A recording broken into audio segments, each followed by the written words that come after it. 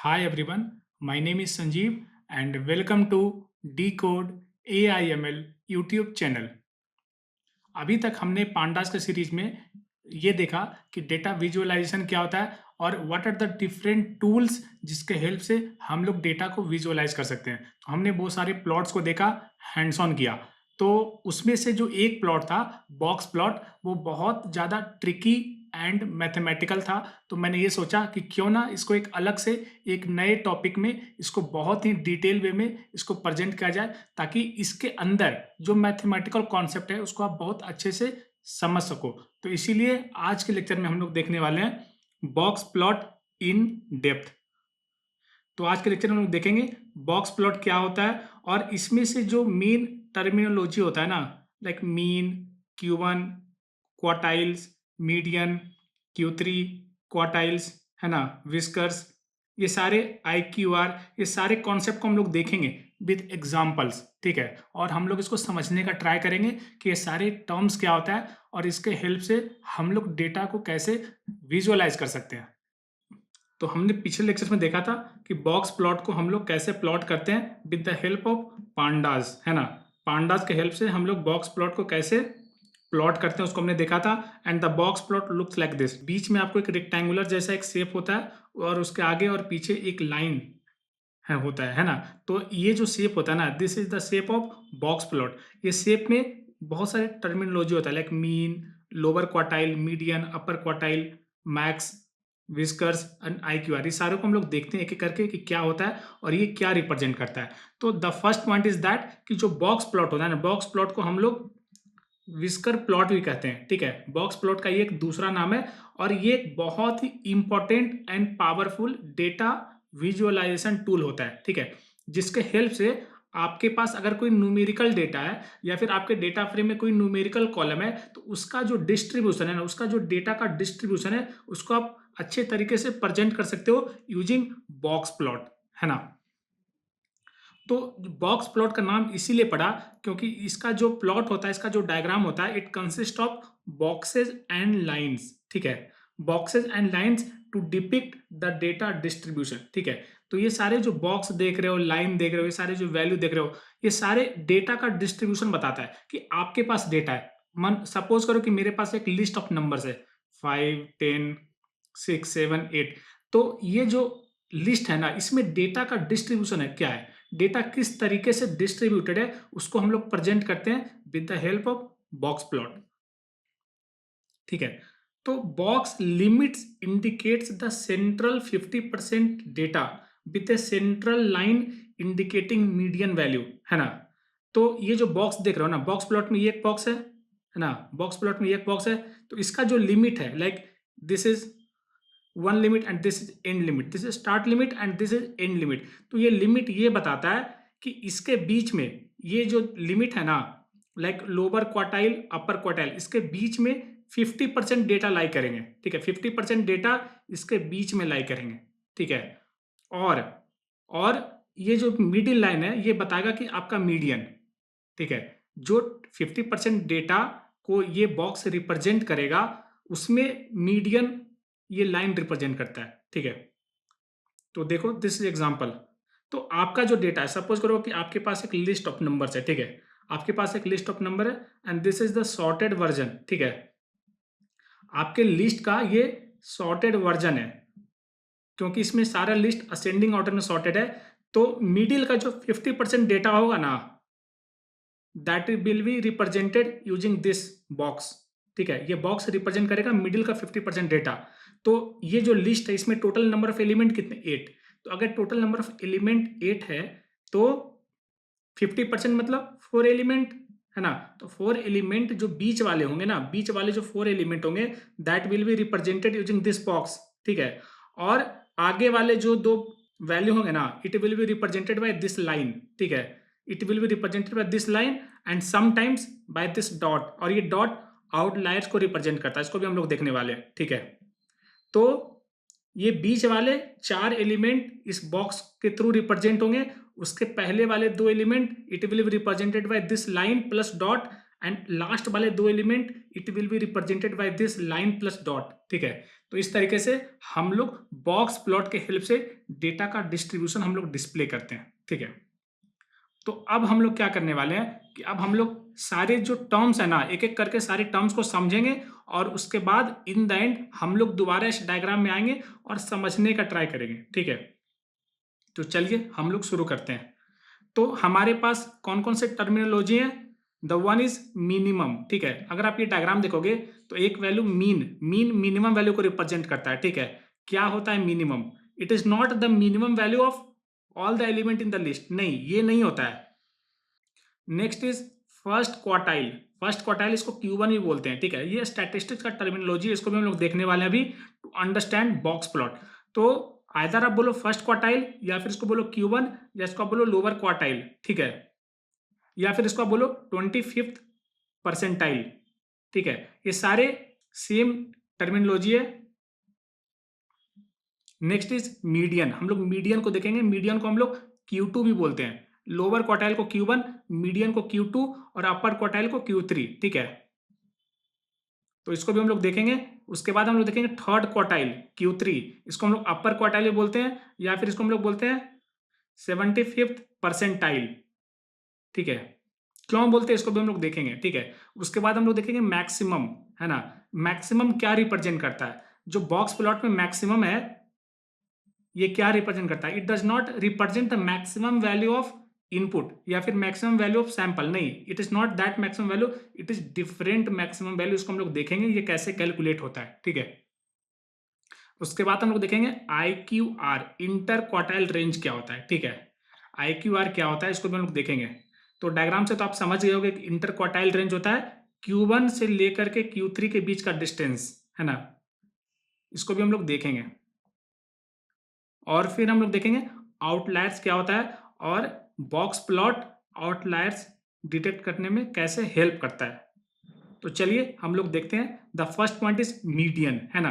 तो मीडियन एक स्टैटिस्टिक्स का टर्मिनोलॉजी है जो कि ये बताता है कि आपका जो इनपुट है अगर उसको मैं सॉर्ट कर दूंगा ना, उसको अगर मैं सॉर्ट कर दूंगा तो मिडिल एलिमेंट क्या होगा, वो मीडियन रिप्रेजेंट करता है। तो अगर for example this is my data, है ना, ये मेरा डेटा है और मुझे बताना है कि इस डेटा का मीडियन क्या है, और बॉक्स प्लॉट के टर्मिनोलॉजी या फिर स्टैटिस्टिक्स का टर्मिनोलॉजी में इसको हम लोग Q2 भी बोलते हैं, ठीक है। तो सबसे पहले क्या करो, आपके पास जो ये लिस्ट है ना इसको आप सॉर्ट कर दो इन असेंडिंग ऑर्डर। हमने इसको सॉर्ट कर दिया, ठीक है। उसके बाद देखो इसका में कितने नंबर ऑफ एलिमेंट है। तो ये लिस्ट में टोटल मेरे पास 7 एलिमेंट है। तो 7 एलिमेंट है तो इसका जो सबसे मिडिल एलिमेंट होगा, तो मिडिल एलिमेंट कौन सा होगा? ये वाला मिडिल एलिमेंट होगा। क्यों? क्योंकि इसके लेफ्ट में भी इक्वल नंबर ऑफ एलिमेंट, इसके राइट में भी इक्वल नंबर ऑफ एलिमेंट। तो मिडिल वैल्यू को हम लोग बोलेंगे मीडियन, ठीक है। आप सोचो एक ऐसा एग्जांपल कि मेरे पास टोटल 6 एलिमेंट ही हैं। मेरे पास एक लिस्ट है जिसमें 6 एलिमेंट है, तो मिडिल एलिमेंट कौन सा होगा, ठीक है। तो I can't find a single middle element, तो इन दैट केस मिडिल में हम लोग 2 एलिमेंट कंसीडर करेंगे, ठीक है। क्यों? क्योंकि इसके लेफ्ट में 2 एलिमेंट, इसके राइट में 2 एलिमेंट, तो इसको हम लोग कर सकते हैं मिडिल। और इसका जो मीडियन होगा वो क्या होगा? 30 + 40 का सम डिवाइडेड बाई 2, ठीक है, वो होगा हमारा मीडियन। तो अभी हमारे पास ऑड नंबर ऑफ वैल्यूज हैं तो इसका मीडियन होगा मिडिल एलिमेंट जो कि 40, ठीक है। तो इस इनपुट के लिए ये जो एरे है, ये जो लिस्ट है, इस लिस्ट के लिए Q2 हम लोग कह सकते हैं कि इट इज 40, ठीक है। तो जो मेरा बॉक्स प्लॉट बनेगा ना, जो मेरा बॉक्स प्लॉट बनेगा उसमें जो मीडियन रिप्रेजेंटेशन है ना, जो मीडियन बोलो या फिर इसको Q2 बोलो, दैट विल बी 40। वो 40 वैल्यू को रिप्रेजेंट करेगा। जिस तरीके से नंबर लाइन में हर एक पॉइंट किसी वैल्यू को रिप्रेजेंट करता है ना, उसी तरीके से बॉक्स प्लॉट में जो Q2 पॉइंट होगा वो रिप्रेजेंट करेगा वैल्यू 40 को रिप्रेजेंट करेगा, ठीक है। इसको आप नंबर लाइन से मैपिंग करो। जिस तरीके से नंबर लाइन में हर एक पॉइंट किसी वैल्यू को रिप्रेजेंट करता है, उसी तरीके से बॉक्स प्लॉट में हर एक पॉइंट एक वैल्यू को रिप्रेजेंट करता है, ठीक है। तो Q2 मीडियन है, ठीक है। अब हम लोग देखते हैं नेक्स्ट फर्स्ट क्वार्टाइल Q1, है ना। फर्स्ट क्वार्टाइल Q1 या फिर इसको हम लोग बोलते हैं 25th परसेंटाइल। क्यों बोलते हैं 25th परसेंटाइल?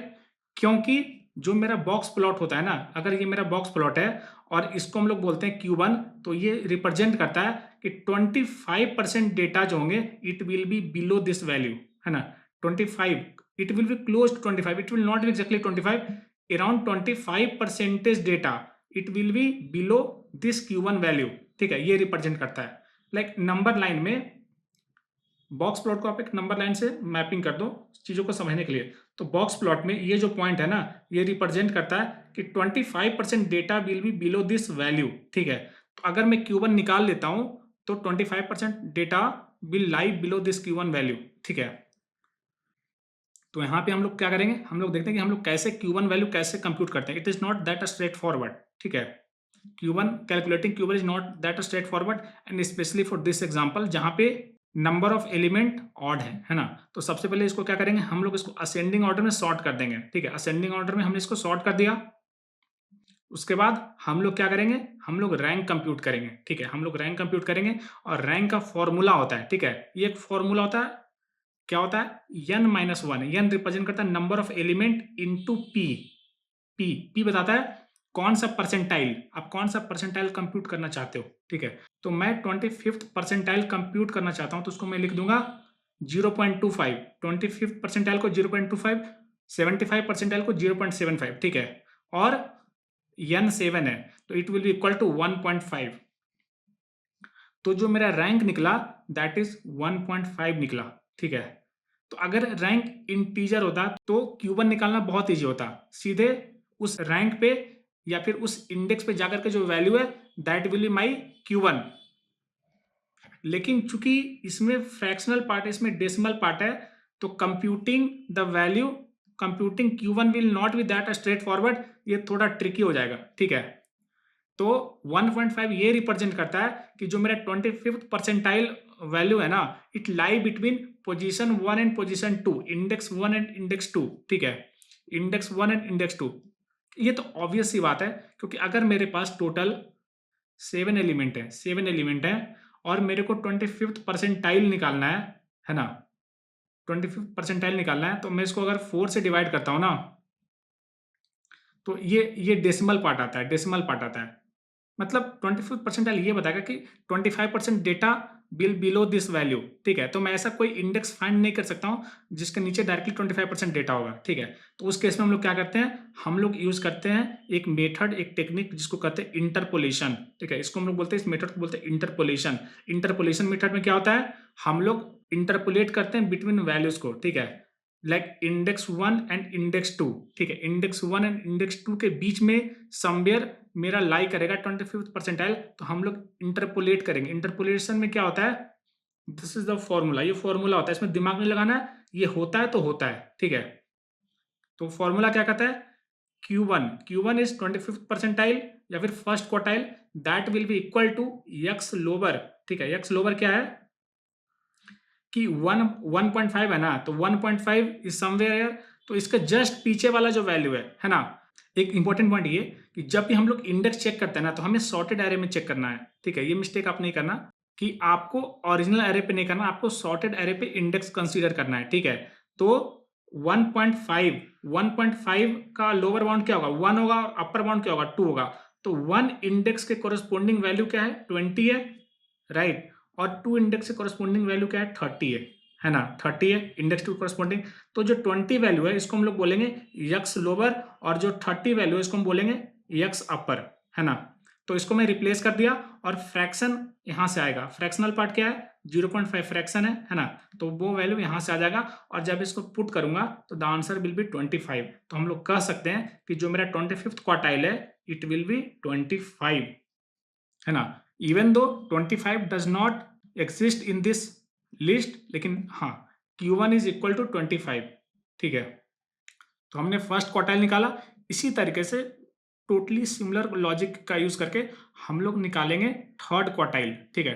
थर्ड क्वार्टाइल बोलो या इसको Q3 बोलो या इसको 75th परसेंटाइल बोलो। ये क्या रिप्रेजेंट करता है, ये जो आपका बॉक्स होता है ना बॉक्स प्लॉट में, इसमें इस वाले पॉइंट को रिप्रेजेंट करता है Q3, ठीक है। और जो हमने फर्स्ट क्वार्टाइल देखा था वो रिप्रेजेंट करता है इस वाले पॉइंट को, और उसके पहले हमने Q2 देखा था मीडियन, वो रिप्रेजेंट करता है मिडिल पॉइंट को, ठीक है। तो इसमें भी हम लोग वही करेंगे, हम लोग एरे को सॉर्ट कर देंगे इन असेंडिंग ऑर्डर, और उसके बाद हम लोग सेम फॉर्मूला से हम लोग रैंक निकालेंगे। Rank will not be complete integer, it will be some kind of decimal value, है ना। तो डेसिमल वैल्यू होगा तो मुझे in that case I need to use interpolation to compute Q3, है ना। और इंटरपोलेशन का फॉर्मूला क्या होता है, दिस इज द फॉर्मूला, है ना। और यहाँ पे एक्स लोअर क्या है, एक्स अपर क्या है, इसको हम लोग देखते हैं। तो एक्स लोअर होता है 4.5 का लोअर बाउंड क्या है, 4 होगा, 4.5 का अपर बाउंड क्या होगा, 5 होगा। तो इंडेक्स 4 पे कौन सा वैल्यू है, इंडेक्स 4 पे 50 है ना। तो 50 हो जाएगा हमारा एक्स लोअर, और इंडेक्स 5 पे कौन सा वैल्यू है, 60 है, राइट। तो हमारा एक्स अपर हो जाएगा 60, ठीक है। तो हम लोग यहाँ पे रिप्लेस कर देंगे एक्स लोअर को 50 से और एक्स अपर को 60 से, ठीक है। और फ्रैक्शनल पार्ट कहाँ से आएगा, it will come from here. 4.5 में फ्रैक्शनल पार्ट क्या है, 0.5, तो 0.5 यहाँ से आ जाएगा, है ना। तो जब हम लोग इसको पुट करेंगे तो द आंसर विल बी 55। तो हम लोग ये कह सकते हैं कि जो मेरा Q3 है दैट विल बी 55, है ना। तो Q3 को हम लोग 75th परसेंटाइल भी कहते हैं।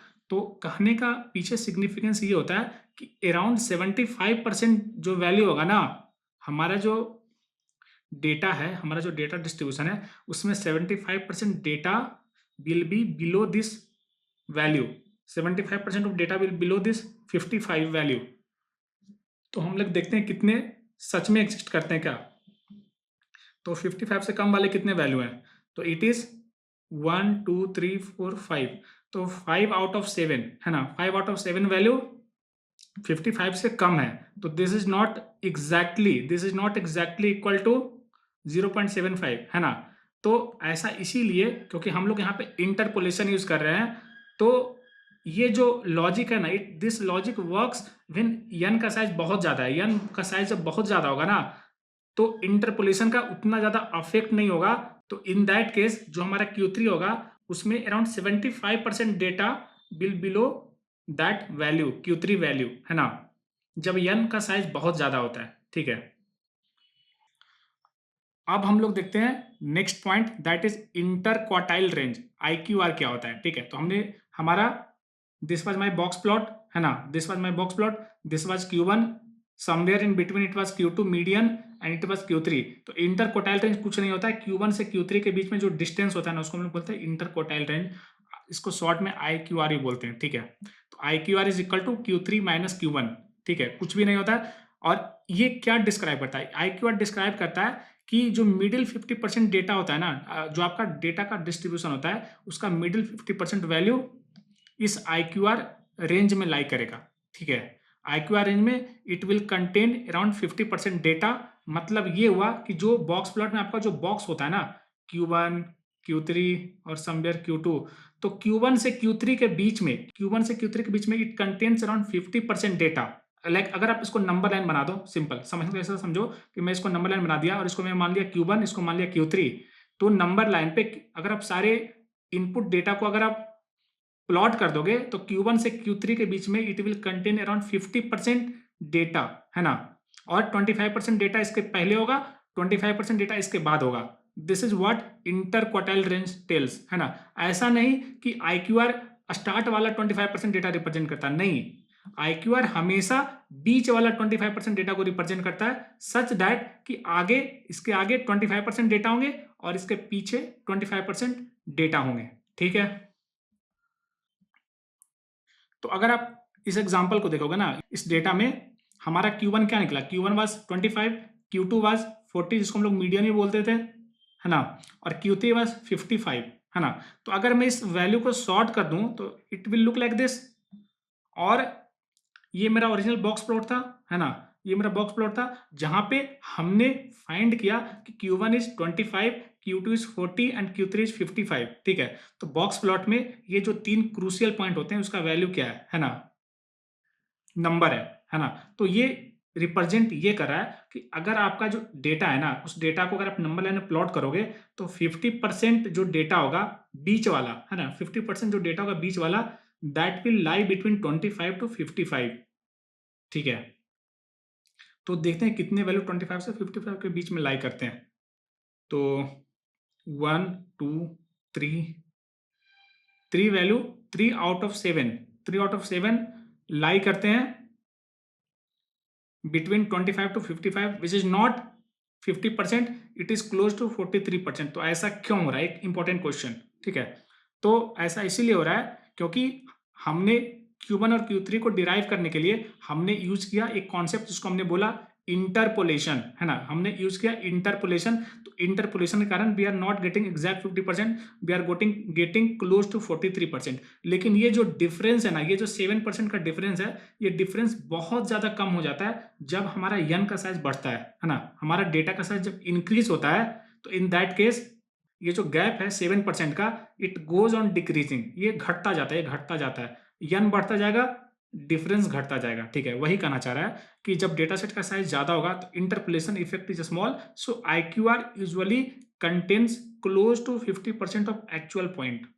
ठीक है, नेक्स्ट हम लोग देखते हैं मिनिमम, है ना। तो अभी तक हमने ये सोचा था कि जो मिनिमम होता है ना, जो हमारा प्लॉट देखोगे, प्लॉट में जो मिनिमम वैल्यू होता है वो रिप्रेजेंट करता है कि हमारा जो डेटा है उसमें मिनिमम वैल्यू क्या है ना, मिनिमम वैल्यू क्या है, और इस डेटा में जो मैक्सिमम वैल्यू क्या है उसको रिप्रेजेंट करता है मैक्स। लेकिन ऐसा नहीं होता है, this minimum is not same as minimum of input और मैक्सिमम ऑफ इनपुट, ये डिफरेंट होता है। क्या डिफरेंट होता है? तो मिनिमम हम लोग, या फिर जो बॉक्स प्लॉट होता है, मिनिमम कंप्यूट करने के लिए इट यूजेस दिस फॉर्मूला, है ना, इट यूजेस दिस फॉर्मूला। और उसी तरीके से मैक्सिमम कंप्यूट करने के लिए भी बॉक्स प्लॉट ये फॉर्मूला का यूज करता है।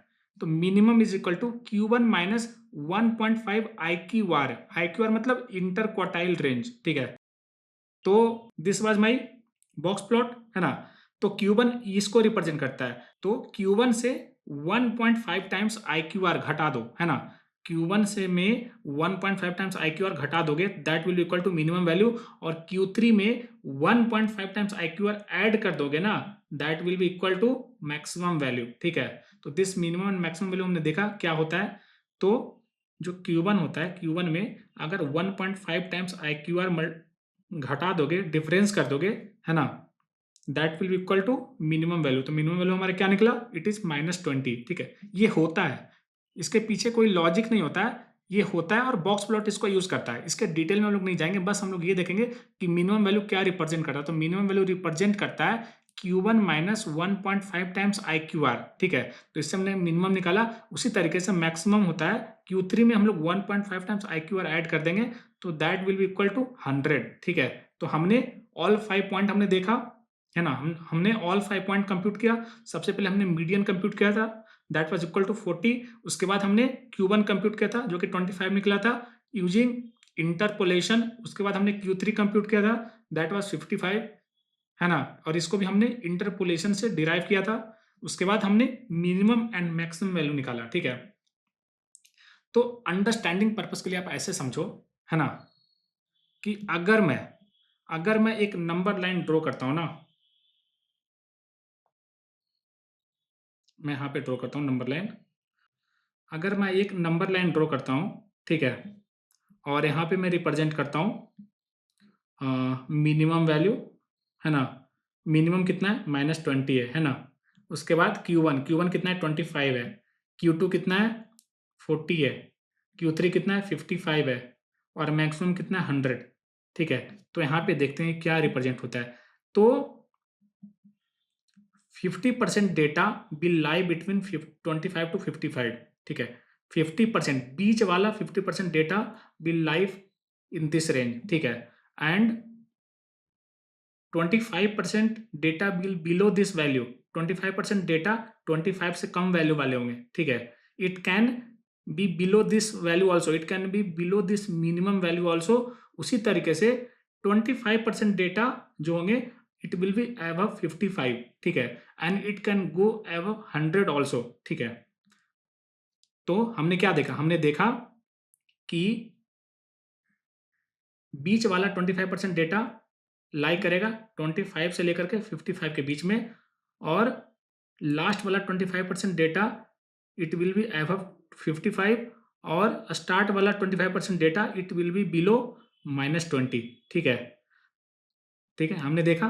तो ये रिप्रेजेंटेशन देता है। ठीक है, तो ये जो बॉक्स प्लॉट होता है ना, इसको सिंप्लीफाई करके आप इस तरीके से इसको समझ सकते हो कि बॉक्स प्लॉट का क्या मतलब होता है। तो इंपॉर्टेंट पॉइंट, अब हम लोग देखते हैं आउटलायर्स क्या होता है, व्हाट इज आउटलायर्स। तो हमने यहाँ पे क्या डिस्कस किया? एक इंपॉर्टेंट पॉइंट मैं आपको फिर से एक्सप्लेन कर रहा हूँ। हमने ये डिस्कस किया कि 50% डेटा वो लाई करेगा 25 से 55 के बीच में। ठीक है, और 25% डेटा लाई करेगा बिलो 25 के बिलो 25% डेटा लाई करेगा, और 55 से अबव 25% डेटा लाई करेगा। ठीक है, तो data can go below minimum value also, data minimum value से कम भी जा सकता है ना। उसी तरीके से डेटा मैक्स वैल्यू से ऊपर भी जा सकता है। तो जो डेटा -20 से छोटा होगा ना, उसको हम लोग बोलेंगे आउटलायर्स। ठीक है, उसी तरीके से जो डेटा 100 से ऊपर होगा उसको भी हम लोग बोलेंगे आउटलायर्स। ठीक है, तो according to the definition of box plot ये होता है आउटलायर्स। ठीक है, इसको हम लोग बोलते हैं आउटलायर्स। और इस तरीके से हम लोग बॉक्स प्लॉट के हेल्प से ये फाइंड करते हैं कि हमारे डेटा में आउटलायर्स हैं या नहीं है। ठीक है, तो any value below the lower boundary या minimum and above upper boundary is called outliers. Clear है, ये हमने देखा, बहुत अच्छे से देखा, समझा। तो अभी जो हमने एग्जाम्पल देखा ना, अभी जो हम एग्जाम्पल देख रहे हैं, बार बार जो हम लोग एग्जाम्पल देख रहे हैं, ये वाला, इसमें देर आर नो वैल्यूज जो कि आउटलायर्स हैं। इसमें से कोई भी वैल्यू आउटलायर्स नहीं है, क्योंकि सारे वैल्यू जो होंगे इसमें it lie between minimum and maximum, सारे वैल्यू मिनिमम एंड मैक्सिमम के बीच में लाई करते हैं। तो हम लोग कह सकते हैं कि हमारे डेटा में देर आर नो आउटलायर्स। ठीक है, और आउटलायर्स एक बहुत इंपॉर्टेंट कॉन्सेप्ट होता है इन मशीन लर्निंग। क्यों? क्योंकि हमें ये मेक श्योर करना होता है कि हमारे डेटा में आउटलायर्स नहीं हो, क्योंकि there are so many machine learning model जो कि बहुत ज़्यादा सेंसिटिव होता है टू आउटलायर्स। ठीक है, लाइक अगर आपके डेटा में आउटलायर्स है ना, तो वो आपके मॉडल के एक्यूरेसी, आपके मॉडल को परफॉर्मेंस को बहुत ज़्यादा अफेक्ट करता है। तो इसीलिए हमें ये पहले इंश्योर करना होता है कि हमारे डेटा में देर आर नो आउटलायर्स, और अगर आउटलायर्स हैं तो उसको आप प्रॉपरली हैंडल करो। ठीक है, उसको आप प्रॉपरली हैंडल करो। तो ये एक बहुत इंपॉर्टेंट पॉइंट मैं आपको बताने जा रहा हूँ, एंड दैट इज वाई हमने बॉक्स प्लॉट को एक सेपरेट लेक्चर में देखा और समझा। ठीक है, मैं जो भी टॉपिक पढ़ा रहा हूँ, है ना, किसी टॉपिक को मैं बहुत ही डिटेल में कवर करता हूँ, किसी टॉपिक को मैं बहुत लाइटली कवर करता हूँ, तो उसके पीछे कुछ इंटेंशन होता है। इंटेंशन ये होता है कि जिसको मैं लाइटली कवर करता हूँ, that is not more important with respect to interview और फॉर योर स्किल सेट। ठीक है, बस आपको अवेयर होने की जरूरत है कि ये कॉन्सेप्ट होता है, लेकिन जिस पे मैं ज्यादा फोकस कर रहा हूँ उस पर आप ये समझना कि बहुत इंपॉर्टेंट टॉपिक है from the perspective of interview और from the perspective of EIML skill set. ठीक है, तो हमारा समरी क्या है? हमने देखा, हमने सारे टर्मिनोलॉजी को देखा कि मिनिमम क्या होता है, लोअर क्वार्टाइल Q1 क्या होता है ना, मीडियन क्या होता है, इसको हम लोग Q2 भी बोलते हैं, अपर क्वार्टाइल क्या होता है, इसको हम लोग Q3 भी बोलते हैं, मैक्सिमम क्या होता है। ठीक है, उसके बाद IQR क्या होता है। तो इसके हेल्प से हम लोग डेटा में आउटलायर फाइंड कर सकते हैं। ये सारे जो की मैट्रिक्स होता है उसको हम लोग देख सकते हैं कि हमारे डेटा का डिस्ट्रीब्यूशन क्या है, और अगर मेरे पास एक से ज़्यादा, लाइक अगर दो या दो से ज़्यादा मेरे पास अगर कॉलम्स हैं, है ना, कैटेगरीज ऑफ डेटा, तो हम लोग उसको कंपेयर कर सकते हैं विथ बॉक्स प्लॉट, है ना, कि हमारा जो दो कॉलम है ना उसमें डेटा का डिस्ट्रीब्यूशन किस तरीके से डिफर करता है ना, किसका मीडियन कम है, किसका मीडियन ज़्यादा है, किसका लोअर क्वार्टाइल कम है, किसका लोअर क्वार्टाइल ज़्यादा है ना, किसमें आउटलायर्स हैं, किसमें आउटलायर्स नहीं है। तो इस तरीके से हम लोग डेटा को कंपेयर करते हैं। जैसे कि हमने एक एग्जाम्पल देखा था ना पिछले लेक्चर में, कि हम लोग ये कंपेयर कर रहे थे कि परचेज पैटर्न, है ना, हम लोग परचेज पैटर्न कंपेयर कर रहे थे मेल वर्सेस फीमेल। ठीक है, मेल वर्सेस फीमेल हम लोग कंपेयर कर रहे थे कि एवरेज स्पेंडिंग स्कोर, है ना, average spending score male versus female क्या है। तो इन दैट केस हम लोगों ने बॉक्स प्लॉट यूज करके हमने कंपेयर किया था कि जो फीमेल होते हैं उनका एवरेज, है ना, एवरेज स्पेंडिंग स्कोर जो है that is more compare to male. Even though वो डेटा सिंथेटिक था, लेकिन जस्ट मैं आपको एनालिसिस दे रहा हूँ कि हम लोगों ने बॉक्स प्लॉट से हमने क्या ऑब्जर्वेशन फाइंड किया। तो आई होप आपने आज का लेक्चर बहुत अच्छे से एंजॉय किया होगा। मिलते हैं अगले लेक्चर में एक नए टॉपिक के साथ। Till then, bye, happy learning.